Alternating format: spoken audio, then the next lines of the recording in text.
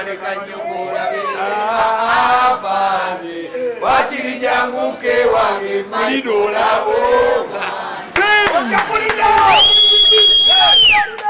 yes aha nga kanalo na kuone mumagatego ejo wechigana alekana oyo muganda wo alayo munanyo nawe basona banyo bademba saba nange mbwake kuba kinajigeno kagoba nembagala nnyo lindako akazina kakutte nnyo nange nogenda okugoba akange Michael nkwagala nnyo ko lunaku enda kujjayo digi yange ngituuleko entwanga yange ngenda kugulira abawagizi ba Michael abasooka 10 buli omu ekyennyanja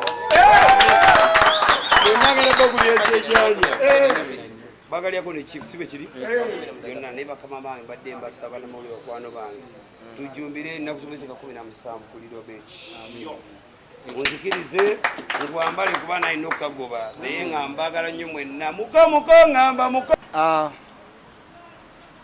basabo ne banyabo mwenna abali wano n'abatulaba mu Uganda n'ebwengula n'abweru wa Uganda abatulabira mu nsi yonna gye muli amanya agange bampita Mugwanya Michael bane ngenda kwogerako eri eggwanga ng'ate si balala abakinsobozeseza bamwe bannamawulire kuba mumutuusa amawulire yonna yonna mu nsi yonna King Michael agenda kucelebrating emyaka 2 gy'amaze mu it's more than a concert, it's more than a show.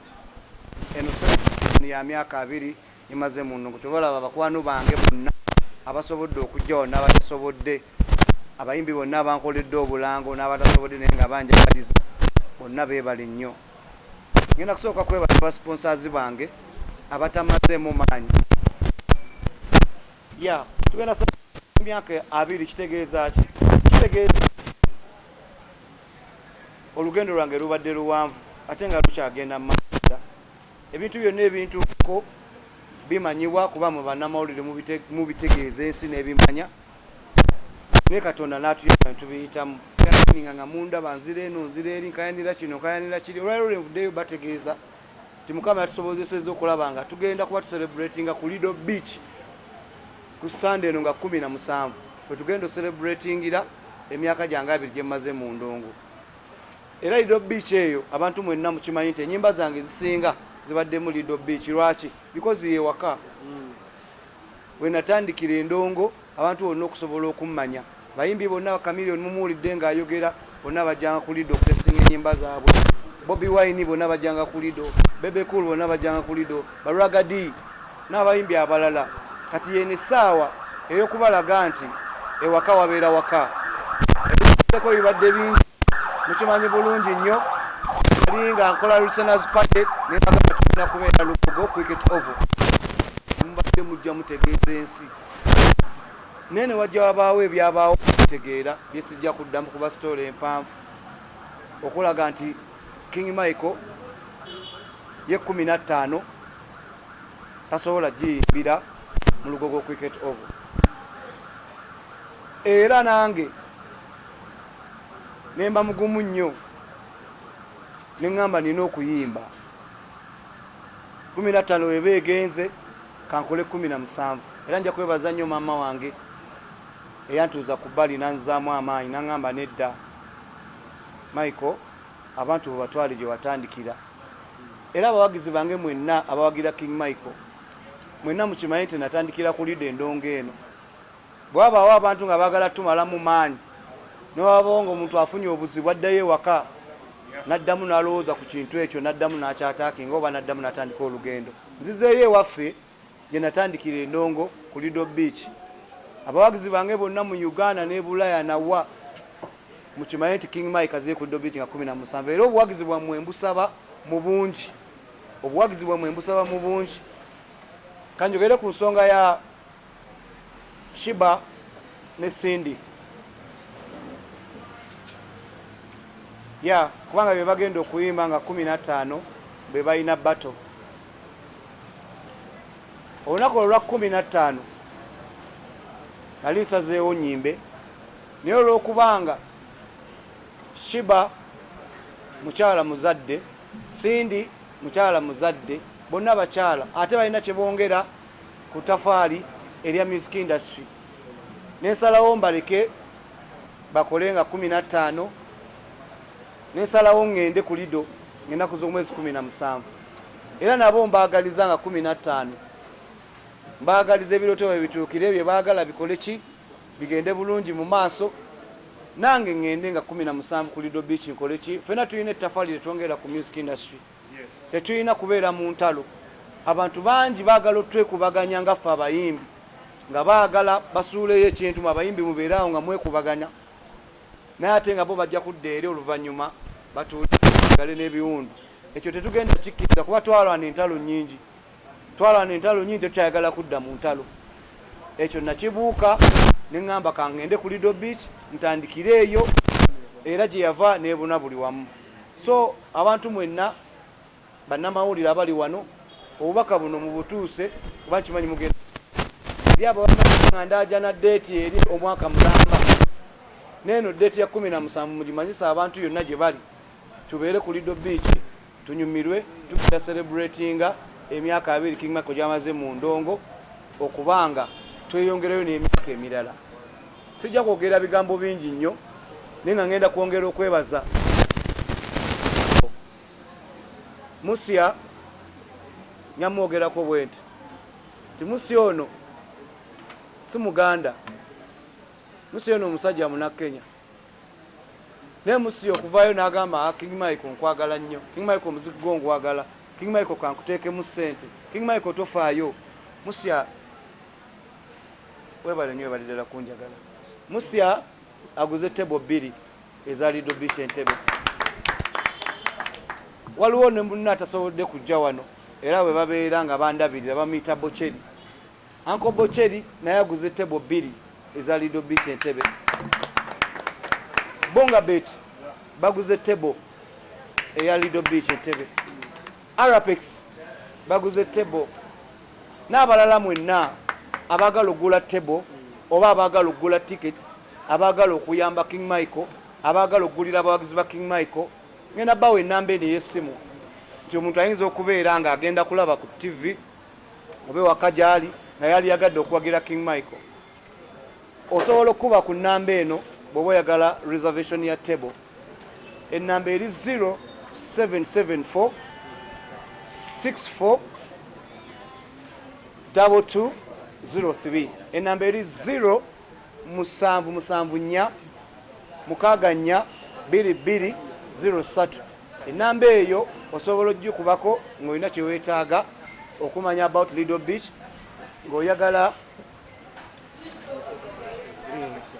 ng'oyagala okugula table, oyagala okugula ticket okuba kweyo ennamba.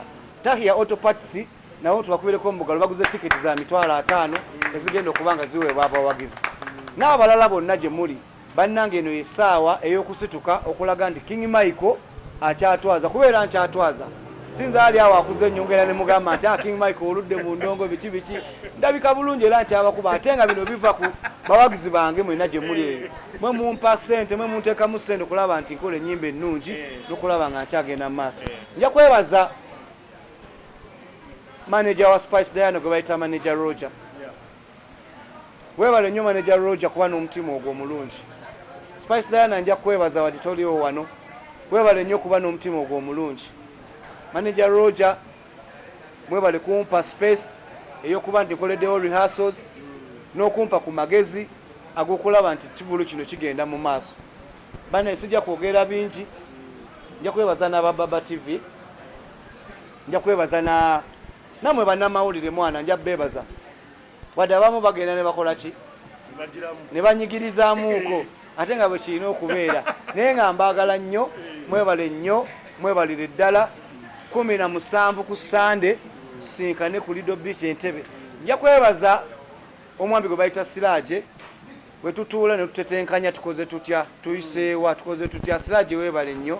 Nja kwebaza Tumuda Muswa, webale nnyo kuba nti mugamba Michael kino tukisobola na kino tukisobola.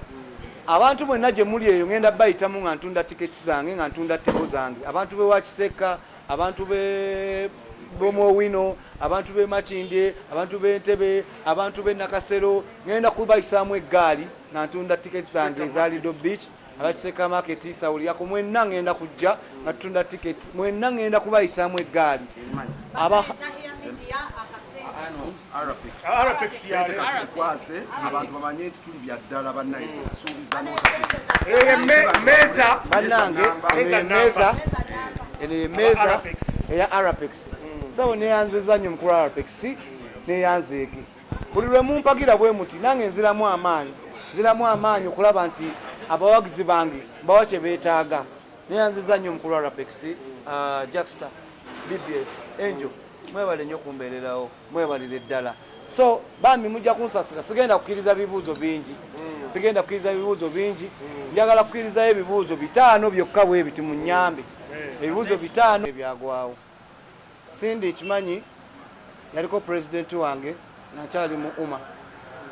Shiba nkimanyi ti vice president wa federation. Naye saafu nayo wadde message wadde okwogerako n'omuntu n'omu. Naye nganze yakuzibwa obulungi. Ekitonde ekiyitibwa ekikazi nkiwa ekitiibwa. Ekitonde ekiyitibwa ekikazi eba omuntu omukyala muwe ekitiibwa. Era kyova olaba nabaleka mu space. Nembalekera 15 gye nalaja n'omwaka mulamba. Ngende ku 17 olwa respect eyo gye mbawa. So bana baagadde bajja kujja, bana batebaagadde mbagaliza birungi byereere bagende mu maaso n'ekyalo. Mwebale okubiri nga bayimbi bawalampa betuyita ba big 3. Lwansonga nti singa bawalampa abaami abo ne babasinza amaanyi ate ffe tuba tetulina kye tuli. Okitegedde? So n'olw'ensonga eyo nze nga nze King Michael nkowoola omukulu Bobi Wine tebo ye weeri ku Lido Beach Entebbe nga 17 eya Bobi Wine.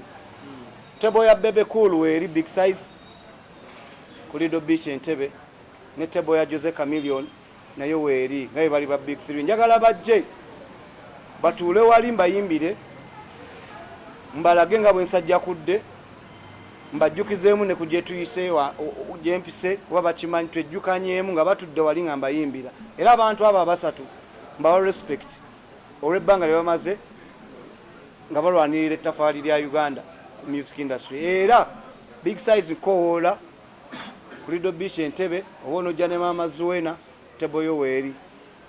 Bobi Wine nkowoola oba onojja ne Mami Babi tebo yo weeri ku Lido Beach Entebbe. Chameleon nawe kowoola sabo tebo yo weeri ku Lido Beach Entebbe. For the respect of the music industry. Yebyo kwekyo. Zenjo kuseyalingako n'abaki n'abawagizi baffe. Era birthday yaffe tujja celebrating era ku beach. Era mujje mu bungi ku Lido Beach Entebbe nga 17 September. Nja kwebazaako abaami b'emboozi mu kati. Mwebale nnyo kuba nti mubaddewo nga mutambuza show era paka ku lunaku luli tutambule ffenna. Nambeemu nkwagala nnyo.